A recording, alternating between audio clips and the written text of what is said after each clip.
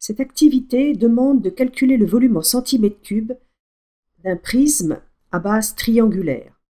Un des prismes représentés à l'écran est évidé pour faciliter les constructions. L'élève doit utiliser la formule du volume d'un prisme.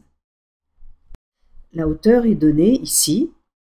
Il faut donc calculer l'aire de la base, l'aire du triangle équilatéral dont on connaît la longueur d'un côté. Mais l'énoncé ne précise pas la hauteur. C'est à l'élève de prendre l'initiative de trouver la hauteur. Il doit la construire géométriquement ou utiliser une propriété du triangle équilatéral selon laquelle la médiane est aussi hauteur.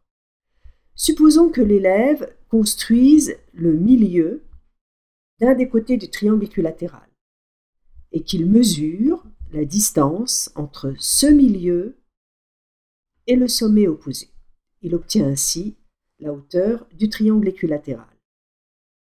Il clique ensuite sur le bouton calculatrice pour ouvrir la calculatrice et calcule l'aire de la base du prisme en cliquant sur la longueur du côté, la touche multiplier, la longueur de la hauteur et en divisant par 2 puisqu'il s'agit de l'aire d'un triangle. Il glisse ensuite le résultat dans la zone prévue pour les calculs intermédiaires. Il peut aussi décider, pour s'en souvenir, d'écrire R du triangle devant le résultat numérique obtenu à la calculatrice. Il lui reste encore à calculer le volume. Il clique à nouveau sur le bouton calculatrice.